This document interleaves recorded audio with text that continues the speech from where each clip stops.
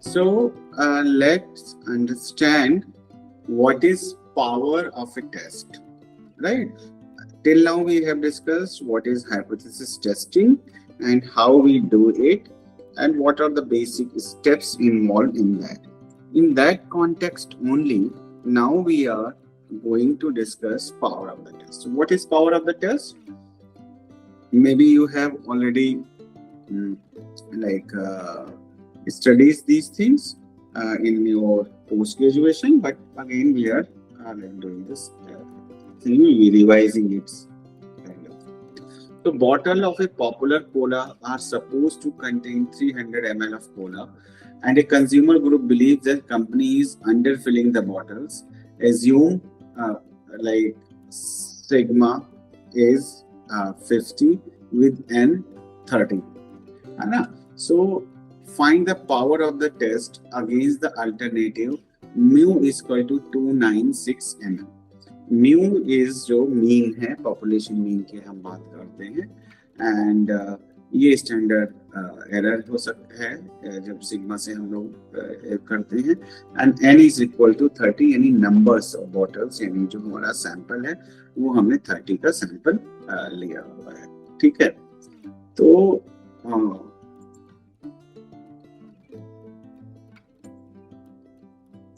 ये हम sorry last slide पे हम चले गए थे. एनीवेज, सो एग्जांपल पे गए थे, but now we are like first we'll understand what is power of the test. The power of the test against a specific alternative values, it is probability that the test will reject the null hypothesis when the alternative is true. So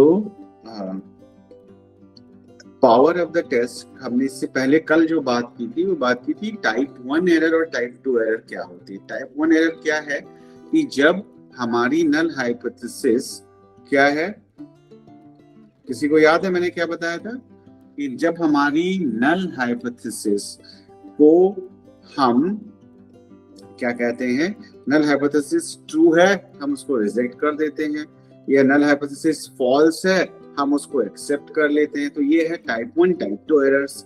तो अब जो power of the test है, यानी किसी test की power क्या है कि वो कितना बेहतर तरीके से अपना काम करता है. क्या काम करता है कि उसकी कितनी प्रोबेबिलिटी है कि वो नल हाइपोथेसिस को रिजेक्ट कर देगा जब अल्टरनेटिव हाइपोथेसिस जो है वो ट्रू है. मतलब क्योंकि जब नल हाइपोथेसिस रिजेक्ट होगी तभी तो आप अल्टरनेटिव हाइपोथेसिस को एक्सेप्ट करेंगे. हम 2 दिन से यही बात कर रहे हैं. सो हमारा टेस्ट कितना पावरफुल है ये इस बात से डिसाइड होता है कि how accurately the test rejects the null hypothesis जब आपका अल्टरनेटिव हाइपोथेसिस ट्रू है. तो जब हाइपोथेसिस अल्टरनेटिव हाइपोथेसिस रिजेक्ट हो जाएगी, अल्टरनेटिव एक्सेप्ट हो जाएगी, तो उसकी जो प्रोबेबिलिटी है, कितनी है प्रोबेबिलिटी, जितनी ज्यादा है उतना ज्यादा powerful test. In practice, we carry out the test in hope of showing that null hypothesis is false. So high power is important. High power means कितना ज्यादा अच्छे तरीके से वो आपकी null hypothesis को रिजेक्ट कर सकता है जब अल्टरनेटिव हाइपोथेसिस सही है, यानी आपको सही रिजल्ट बता सकता है. अगर एक वर्ड में हम बात करें तो उसी को हम पावर ऑफ द टेस्ट बोलते हैं. ठीक है, तो we correctly reject a false null hypothesis. S0 means null hypothesis. Suppose null hypothesis is true, what if we decide to fail to reject? अगर null hypothesis true है और हम उसको रिजेक्ट करने में फेल हो गए तो क्या होगा कि भाई आपकी null hypothesis तो बोल रही है कोई इफेक्ट ही नहीं है दो वेरिएबल्स के बीच का.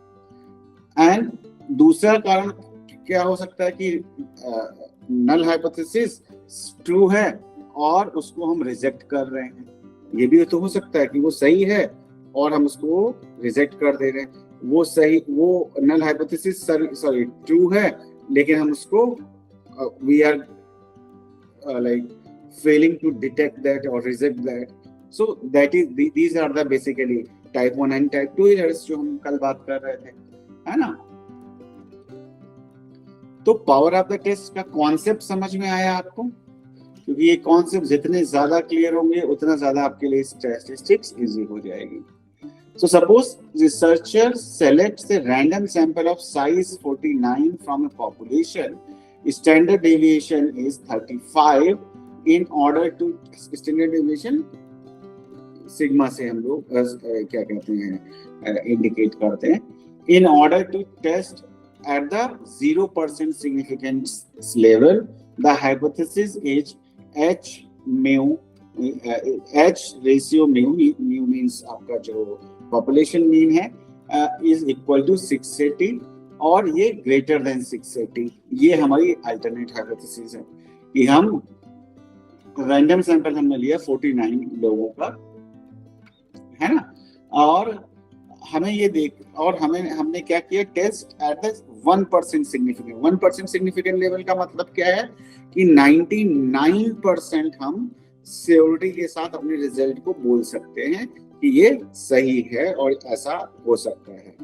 तो what is the probability of committing A type 1 error? Type 1 error commit करने की क्या चांसेस हैं? 0.01। कल मैंने बताया था लेवल ऑफ कॉन्फिडेंस, और टाइप 1 एरर को अल्फा और टाइप 2 एरर को बीटा से हम रिप्रेजेंट करते हैं। तो कमिटिंग जो चांस 1% तो चांस है कमिट करने का, यानी 0.01% प्रोबेबिलिटी है कि टाइप 1 एरर होगी। बाकी 99% श्योरिटी है कि टाइप एरर 1 नहीं होगी। तो 1% का चांस लेके हम चल रहे हैं, और इस क्योंकि हमने कॉन्फिडेंस लेवल कितना लिया, 1%। तो अब ये जो हमारी अल्टरनेट हाइपोथेसिस एंड आपका जो क्या बोलते हैं नल हाइपोथेसिस है, तो for what value of the sample mean would you reject the null hypothesis? So अब in norm अगर हम देखें 0.99 68 like 5, so 0.99 क्या है, कॉन्फिडेंस लेवल आपका है, डिग्री ये 680 आपका वैल्यू आ गया जो यहाँ पे दिया हुआ था मीन का वैल्यू, एंड ये आपका इक्वल टू 69.63 आ गया। तो for what value of the sample mean would you reject the null hypothesis? ये आपका, क्योंकि यहाँ पे अगर हम पीछे देखें तो एसडी हमारा दिया हुआ था स्टैंडर्ड डेविएशन 35, यानी मीन से 35 तक डिविएट हो सकता है हमारी जो वैल्यूज हैं प्लस माइनस में। तो पावर ऑफ द टेस्ट जो है वो ये है कि कितना बेहतर तरीके से आप टाइप 1 एरर करने से बचते हैं। उसको हम टाइप जैसे हमने कॉन्फिडेंस लेवल लिया 0.01, तो इसका मतलब क्या हो गया, 1% चांसेस है कि टाइप 1 एरर कमिट हो सकता है। अब हम बात करते हैं इफ एच 0 यानी alternate hypothesis is rejected, suppose mu A is 700, what is the probability of the committing type 2 error? Type 2 error commit करने के चांसेस क्या हो जाते हैं? तो अगर हम देखें टाइप 2 के क्या हो जाएंगे, वो कि आपका 0.0471, आपका अगर ये वैल्यू 700 है, अल्टरनेट मतलब आपका अल्टरनेट जो हाइपोथेसिस है, यानी आपके रिजल्ट जो है पॉपुलेशन मीन आपका 680 था, और उसके बाद जब आपने सैंपल का निकाला वो 7 अल्टरनेट हाइपोथेसिस के लिए वो 700 था। तो अब आपका जो अगर हमारा सैंपल नॉर्मल प्रोबेबिलिटी कर्व को फॉलो कर रहा है, सही चीजें हैं, तो हमारा जो वैल्यू है वो अगर वो हम टेबल से देखते हैं, अगर 0.047 आ रहा है ना, तो पावर ऑफ द टेस्ट क्या हो जाएगा, पावर ऑफ द टेस्ट जो आपका है 1 माइनस 0.0471 यानी 0.9529, यानी कि अगर हम टोटल पावर 1 अगर हम देखते हैं टाइप 2 एरर को हम उसमें से माइनस कर देंगे तो वो आपके पावर ऑफ द टेस्ट होगी, यानी 95.95 आया। मीन्स 95% श्योरिटी के साथ आप कह सकते हैं कि आपका रिजल्ट ठीक है। ठीक है, तो अब इसको एक चीज और समझ, तो इसका मतलब यहाँ पे अगर आप समझेंगे, अगर हम हमारी टाइप 1, ये एक तरीके से आप ये कह सकते हैं कि टाइप 1 एरर, तो अगर जितना टाइप 1 एरर कम होगी उतना टाइप 2 एरर बढ़ने के चांसेस होंगे। जितना टाइप 2 एरर बढ़ेगी क्या कहते हैं उतना ज्यादा क्या कहते हैं टाइप 2 एरर कम हो जाएगा। तो हमें एक बैलेंस लेके चलना होता है, कल भी हमने ये बात की थी। तो अब यहाँ पे देखें कॉन्फिडेंस जो ये आ गया आपका 0.205, अगर 695 हमारा वो आ रहा है क्या कहते हैं स्कोर आ रहा है अल्टरनेट हाइपोथेसिस में, ये वैल्यूज हम देखते हैं क्या कहते हैं जैसे 695 क्यों आया है, क्योंकि हम यहाँ पे ये 5 का हमें क्या कहते हैं कॉन्फिडेंस इंटरवल और क्या कहते हैं डिग्री ऑफ फ्रीडम, वो सारा उस सारी चीजों के बेस पे हम टेबल देखते हैं और उस टेबल से हमारा जो ये स्कोर आता है 0.2502, इसको हम पावर ऑफ द टेस्ट अगर हम निकालेंगे 1 माइनस 0.2502 कर देंगे तो हमारा पावर ऑफ द टेस्ट आ जाएगा 0.7498। मींस कि हमारा जो चांसेस हैं वो ये हैं, हमारे रिजल्ट के 7.5 ऑलमोस्ट चांसेस हैं, 0.75% चांसेस हैं कि हमारा चीजें ठीक होंगी। अब हम इसमें ये देखते हैं, अब अगर हम बात करें, ये आ गया fails to reject null hypothesis, अगर हम इसमें देखें, और रिजेक्ट नल हाइपोथेसिस। सो अब इसमें अगर आप देखें तो ये क्या है, ये आपका पॉपुलेशन है। न्यूज 0 का मतलब हो गया जो आपका क्या कहते हैं नल हाइपोथेसिस है, और ये नॉर्मली डिस्ट्रीब्यूटेड है। ठीक है, यहाँ पे अगर हम देखें ये आपका म्यू ए हो गया, ये अल्टरनेट हाइपोथेसिस है, जो पॉपुलेशन आपने ली उसका अल्टरनेट हाइपोथेसिस में जो मीन आपका आया। और ये जो अगर आप देखें कि पावर ऑफ द टेस्ट क्या हुआ कि ये अल्फा है और ये बीटा है। अल्फा मींस जैसे मैंने आपको बताया कि अल्फा का मतलब क्या हुआ, अल्फा का मतलब हुआ टाइप 1 एरर, बीटा का मतलब हुआ आपका टाइप 2 एरर। तो type 1 error and type 2 error की अगर हम बात करें, अगर हम नल हाइपोथेसिस को रिजेक्ट कर देते हैं, यानी कि वो एक्सट्रीम स्कोर्स में यहाँ पे आ जाता है ना हमारा स्कोर, तो नल हाइपोथेसिस को हम क्या करेंगे, रिजेक्ट कर देंगे। अगर हम नल हाइपोथेसिस को रिजेक्ट कर देंगे तो हमारी अल्टरनेट हाइपोथेसिस एक्सेप्ट हो जाएगी, जो यहाँ पे जो मैक्सिमम पॉपुलेशन को यहाँ पे इंडिकेट कर रही है। अगर हम रिजेक्ट कर देते हैं नल हाइपोथेसिस को किसी भी तरीके से, है ना, फेल्स टू मतलब एक्सेप्ट कर लेते हैं, we fail to reject the null hypothesis, then वो चीज जो आपका बीटा एरर आ जाती है, यानी स्कोर्स आपके यहाँ पे आ जाएंगे, जो क्या कहते हैं हाइपोथेसिस हमारी ट्रू है, लेकिन हमने उसको क्या कहते हैं अल्टरनेट हाइपोथेसिस हमारी ट्रू है, लेकिन we are fail to reject null hypothesis, तो हम अल्टरनेट को तो एक्सेप्ट करेंगे नहीं। तो वो जो यहाँ पे स्कोर्स आ गए उसके बेस पे हमने रिजेक्ट कर दिया। तो ये जो जबकि वो जो हाइपोथेसिस थी वो ट्रू थी, तो जब ट्रू थी तो हमारी हो गई टाइप 2 एरर हो गया, और जिसकी वजह से क्या कहते हैं जो बीटा एरर आपकी होती है जिसको हम बोलते हैं, और हमारा जो अल्टरनेट हाइपोथेसिस उसको हमने क्या कहते हैं वो हमारे लिए क्या कहते हैं आ जाते। तो ये आपका कहने का मतलब ये है कि अगर हम पावर ऑफ द टेस्ट निकालना है 1 माइनस बीटा अगर हम कर देंगे तो हमारा पावर ऑफ द टेस्ट निकल आएगा, क्योंकि कितना बेहतर तरीके से कितने परसेंटेज को ये इसको क्या कहते हैं रिजेक्ट कर रहा है। यहाँ से आप ये देखो, ये वाला जो हिस्सा है वो जितना भी आएगा बीटा एरर आएगा, वो अगर हम 1 में से माइनस कर देंगे तो वो हमारा पावर ऑफ द टेस्ट कहलाएगा, क्योंकि कितना एक्यूरेटली हमारा जो स्कोर है उसको सिग्निफिकेंटली डिटेक्ट कर रहा है या नहीं कर रहा है।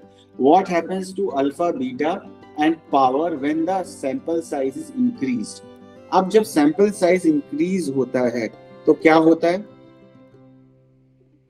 जब सैंपल साइज इंक्रीज होगा तो क्या होगा?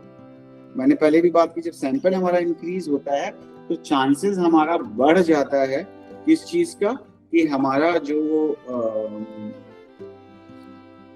क्या कहते हैं सैंपल है वो, उसका चांसेस बढ़ता है ज्यादा बेहतर तरीके से नॉर्मल प्रोबेबिलिटी कर्व को फॉलो करने का, कि वो ज्यादा बेहतर तरीके से नॉर्मल प्रोबेबिलिटी कर्व को फॉलो करेगा।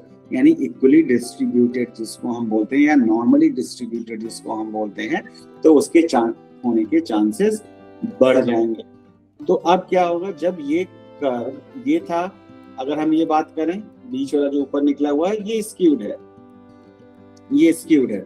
स्क्यूड है मींस ये नॉर्मली डिस्ट्रीब्यूटेड नहीं है, ऊपर गया है और यूं इस तरह से नीचे आ गया। ये इससे बाहर वाला जो ये वाला दिख रहा है ये नॉर्मली डिस्ट्रीब्यूटेड आप कह सकते हैं। सिमिलरली यहाँ पे भी है कि ये स्क्यूड है और ये नॉर्मली डिस्ट्रीब्यूटेड आपका है। जिस तरह से हम मान के चलते हैं कि हमारी पॉपुलेशन नॉर्मली डिस्ट्रीब्यूटेड होती है, ठीक है। तो जब ये बढ़ता है तो क्या होगा, अब आप ये देखें, ये हिस्सा जो है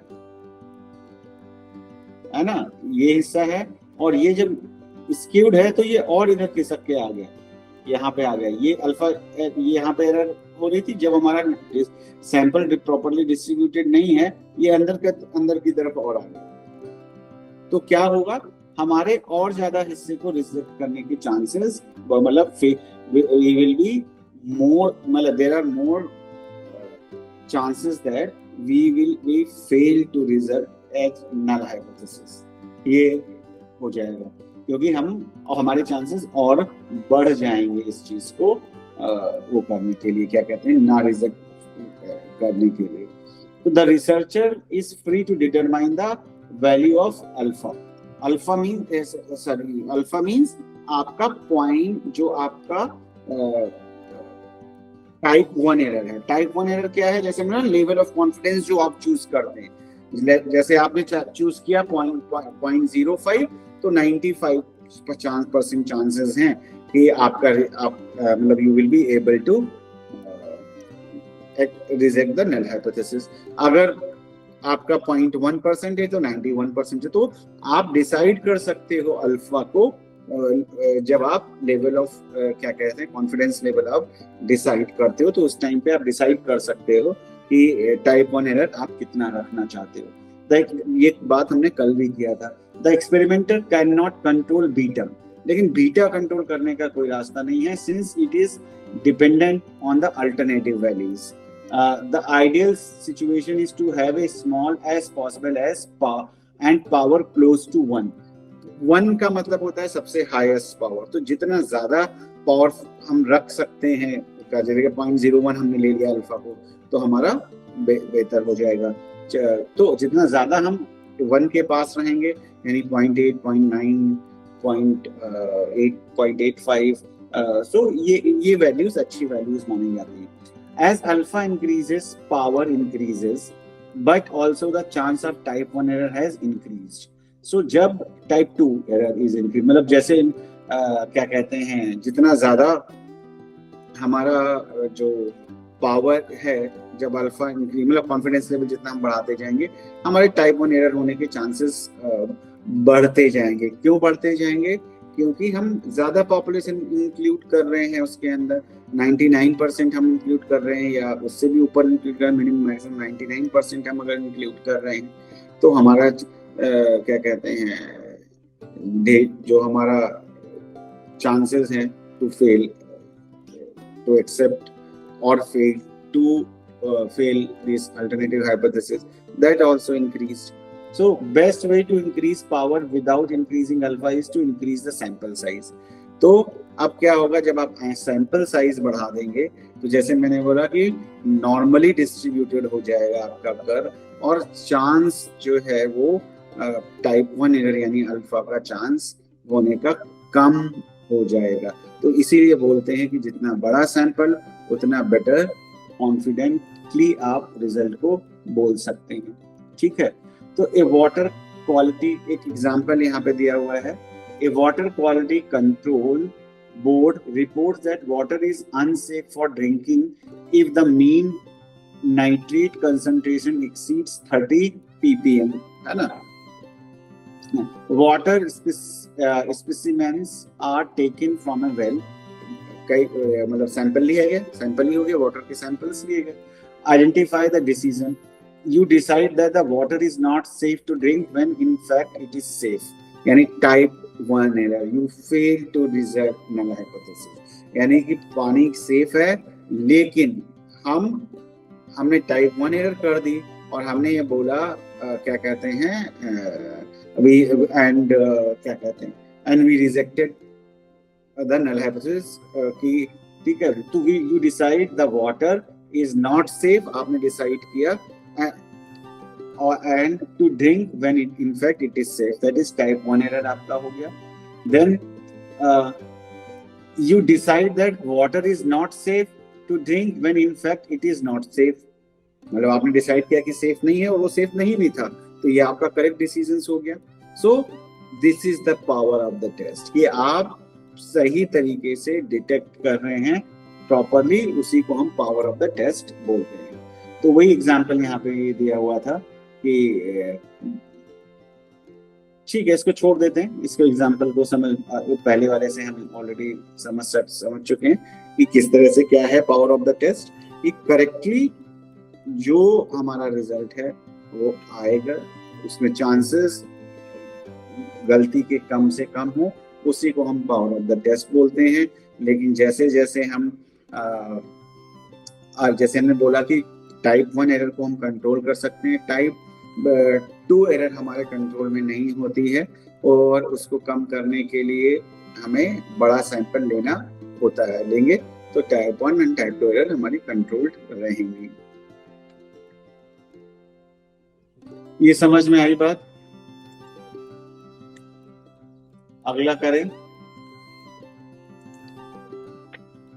अगला था हमारा, ये स्टैंडर्ड एरर है या क्या है, इस power of the test P value, ये भी इसी से रिलेटेड है। पी वैल्यू का भी मैंने कहीं पे ढूंढा था आपका, variation in sample stress, confidence interval, standard error, power of the test. ठीक है, दूसरा कर लेते हैं। पी वैल्यू आई थिंक वही है,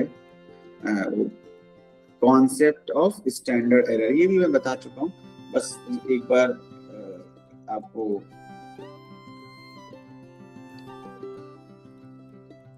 फिर से, शुरुआत में मैंने कॉन्सेप्ट एक बार बताया था, ये पीपीटी है, लिंक्स इसके भेज दूंगा मैं आपको, तो वहां से आप देख सकते हैं। तो स्टैंडर्ड एरर क्या होती है, और मैंने जब इनिशियली जब क्लास ले रहा था तो उस टाइम पे थोड़ा सा आपको बताया था। तो standard error is the standard deviation of the sample distribution of A statistical mean. अब देखो ये कॉन्सेप्ट्स आपको पता होना चाहिए। स्टैंडर्ड डेविएशन मतलब हमारा डेटा कितना वेरी कर रहा है, कि sampling of the sampling distribution, यानी जो सैंपल आपने लिया है उसमें डेटा कहाँ, एक क्लास वाला एग्जांपल लेके मैंने आपको समझाया था, कितना डिविएट कर रहा है एक आइटम दूसरे आइटम से ऑफ स्टैटिस्टिकल मीन। तो यानी कि ये जो नॉर्मल प्रोबेबिलिटी कर्व है जो यहाँ पे आपको दिख रहा है, अगर आप देखें, आपको दिख रही है, स्लाइड्स नहीं दिख रही हैं?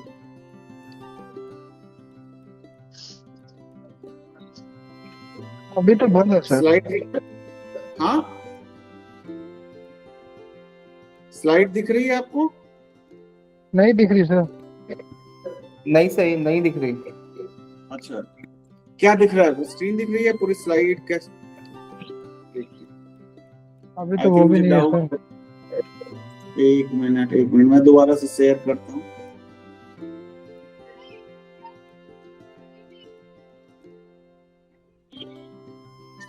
Standard error,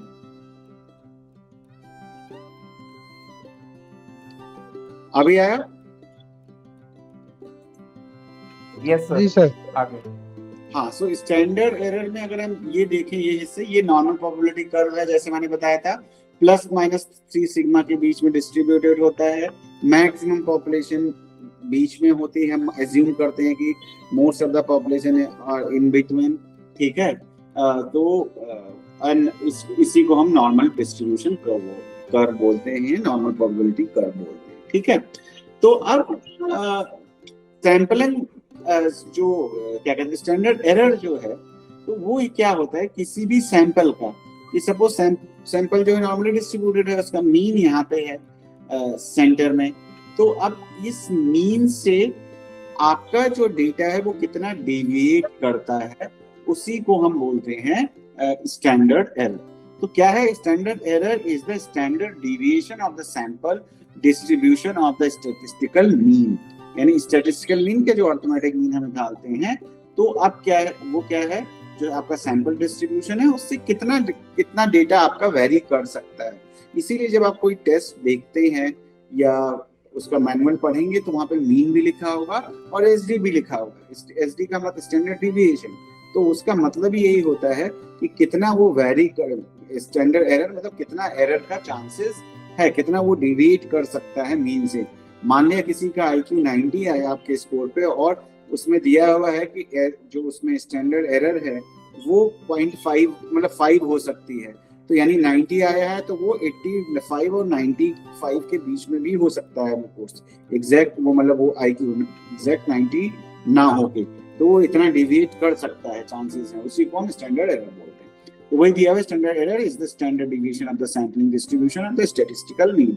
It is used to refer to an estimate of the standard deviation derived from a particular sample to compute the estimate.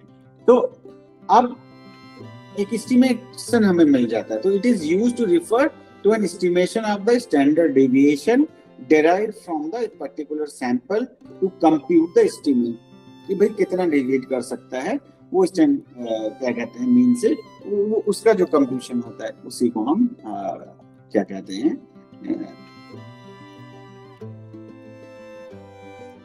Standard error बोलते हैं। अब नेक्स्ट स्लाइड पे आते हैं, standard deviation and sample distribution. तो the standard deviation represented by Greek letter sigma, मैंने अभी आपको बताया था, इससे पहले भी ये चीजें बता चुके हैं थोड़ा सा briefly concepts. Sigma is a measure that is used to quantify the amount of variation or dispersion of a set of data values, यानी जो डेटा आपने इकट्ठा किया है, डेटा के अंदर सैंपल के अंदर क्या होता है, आइटम्स बोलते हैं उनको, तो वो जो डेटा आपने उनसे जो डेटा इकट्ठा किया वो एक कितना डेविएट कर सकता है एक दूसरे से, उसी का एस्टिमेशन होता है ये। और सिग्मा को हम करते हैं कैसे, 10 का क्या देगा तो चल लेते कोने सिग्मा का जमा खराब था तेरा। अनिल जी माइक बंद करिए, इसमें मोरे हो रहे हैं, मैं बंद कर देता हूँ।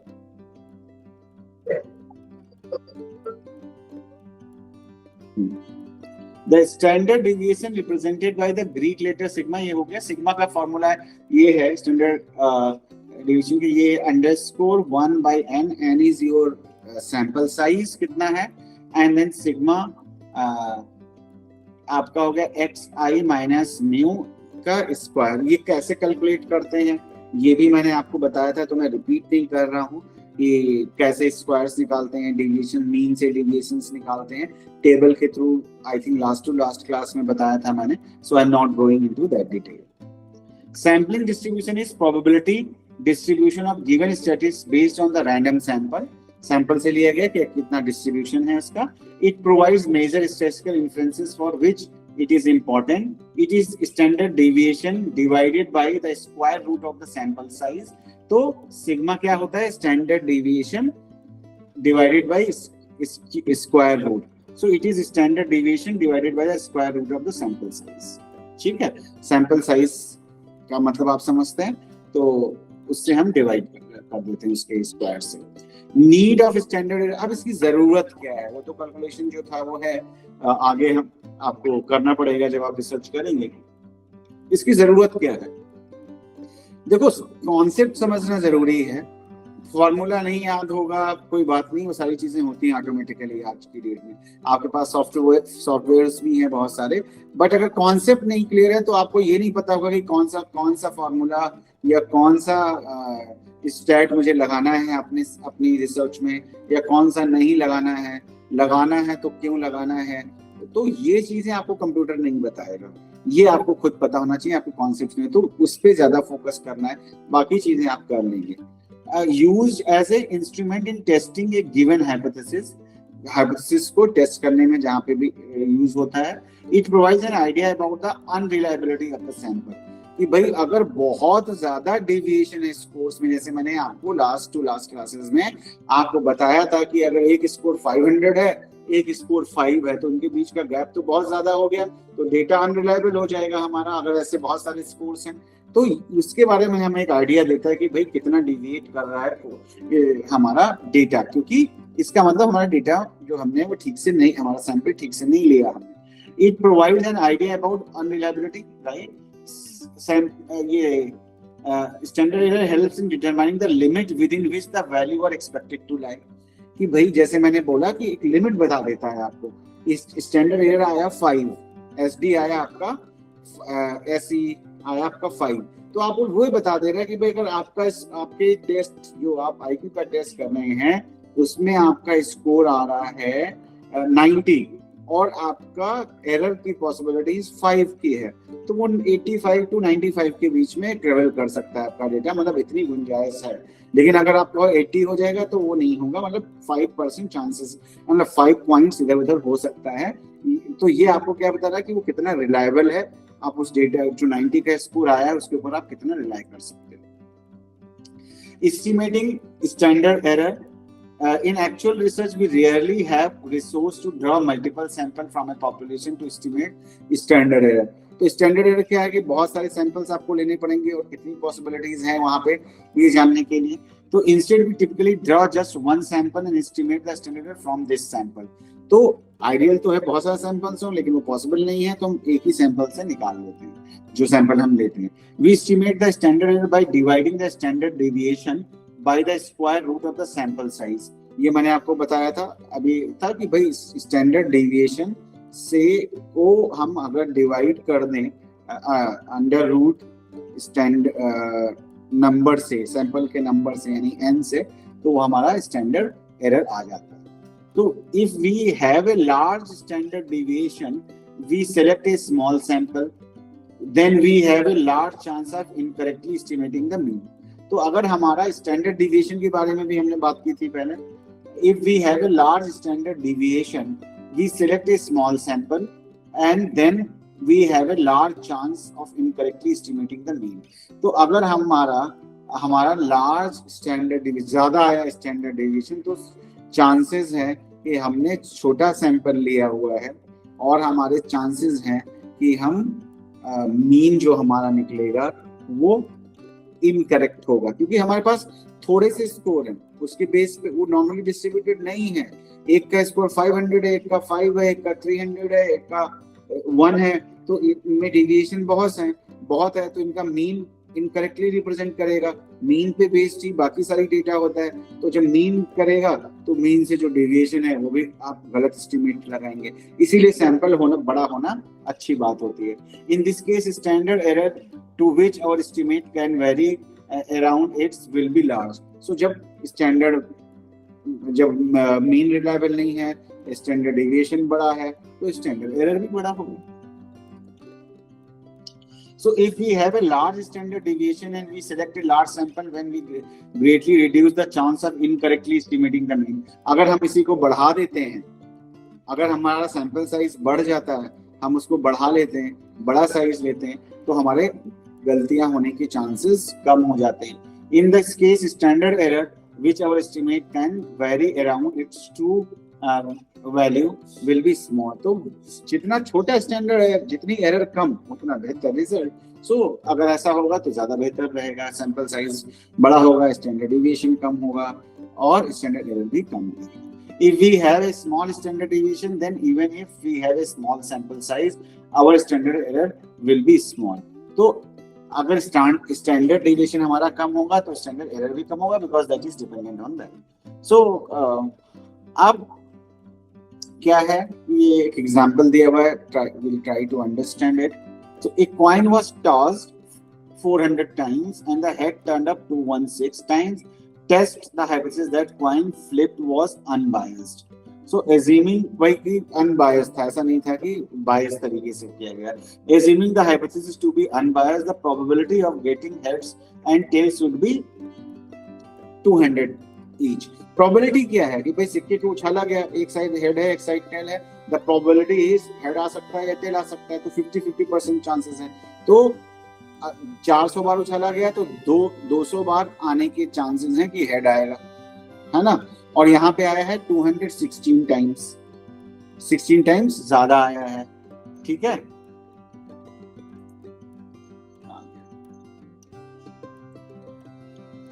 है ना, 16 टाइम्स ज्यादा है, तो एक्सपेक्टेड कितना था 200, डिफरेंस कितना आया 16। Standard error of the head कैसे निकालेंगे, अंडरस्कोर एन पी क्यू, है ना। तो स्टैंडर्ड एरर आपका एन हो गया 400, पी हो गया प्रोबेबिलिटी कितना हो गया 1/2, है ना, क्यू 1/2, यानी कि ये आपका आधा इसका चांसेस है आधा इसका चांसेस है। तो एस ई आपने कैसे, underscore 400 into 1/2 into 1/2 is equal to 10 and difference आपका आ गया क्या कहते हैं 1 डिफरेंस डिवाइडेड बाय लाइक क्या कहते हैं एस ई, तो 16 divided by 10 1.6। The difference between the observe and expected value is, ये हम निकालते हैं यूजुअली काई स्क्वायर के थ्रू, ये आगे चल के जब हम काई स्क्वायर करेंगे तो पता लगेगा।